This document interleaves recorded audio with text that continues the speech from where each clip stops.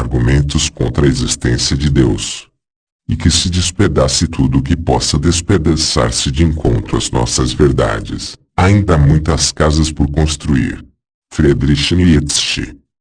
Até agora, vimos alguns dos principais argumentos que tentam provar a existência de um Deus, e evidenciamos os motivos pelos quais são inválidos. Como pudemos notar, nenhum melhor dos argumentos apresentados sequer chegou a aproximar-se do que seria suficiente para provar algo. Desse modo, vemos claramente que não há motivos lógicos que justificam a crença na existência de um Deus, apesar de a mera refutação ser suficiente para justificar o ateísmo. Ao longo deste capítulo daremos continuidade à nossa análise crítica, e com isso pretendemos demonstrar que a crença em Deus não é somente injustificada, mas também altamente incoerente, contraditória, apinhada de impasses insolúveis. Como a argumentação, a partir daqui, será abertamente voltada à demonstração da impossibilidade da existência de Deus. Isso significa que adotaremos a perspectiva do chamado ateísmo crítico,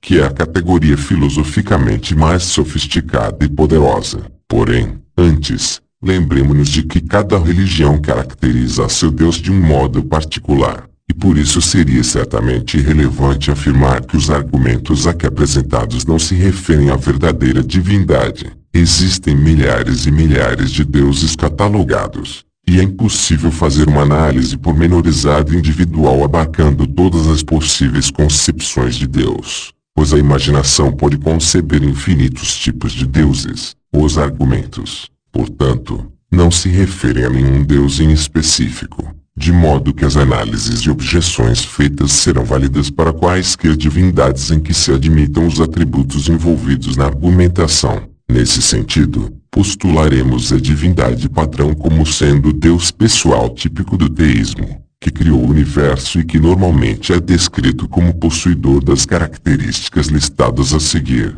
perfeito, onipotente, onipresente, onisciente, bondoso, justo, imutável, veraz, eterno, único, santo, imaterial. Como observamos no capítulo anterior, a alegação de que a razão humana é insuficiente para tratar da questão da existência de Deus é uma faca de dois gumes, pois, supondo-se que essa afirmação fosse verdadeira, ou seja, que Deus fosse inconcebível à mente humana, digamos, do mesmo modo que o homem é algo inconcebível a uma bactéria ou a teoria da relatividade é ininteligível a um cachorro-traço, isso certamente tornaria vão qualquer esforço no sentido de refutar sua existência. Entretanto, no mesmo grau, tornaria vã a tentativa de defendê-la. Portanto, nesse caso, o teísta automaticamente perde a prerrogativa de afirmar a existência de seu Deus, assim como o ateu a de negá-lo,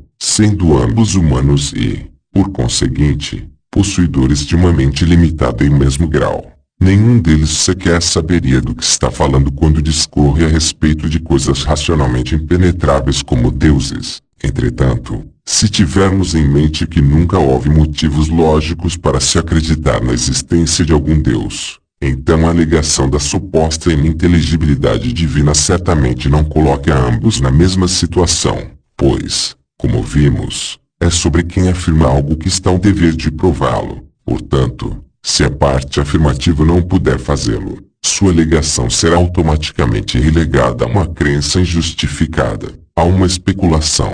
Não que, de nossa parte, tenhamos algo contra a existência de uma divindade. Isso acontece simplesmente porque poderíamos supor a existência de diversas realidades ou seres ininteligíveis, e seriam todos igualmente irrefutáveis e inconcebíveis. Como disse Sebastião com acento grave a Faure, foste vós que, primeiramente, afirmastes a existência de Deus. Deveis, pois, ser os primeiros a pôr de parte vossas afirmações. Sonharia eu, alguma vez, com negar a existência de Deus, se vós não tivesseis começado a afirmá-la, e se, quando eu era criança, não me tivesse imposto a necessidade de acreditar nele, e se, quando adulto, não tivesse ouvido afirmações nesse sentido, e se, quando homem, os meus olhos não tivessem constantemente contemplado os templos elevados a esse Deus, Foram as vossas afirmações que provocaram as minhas negações.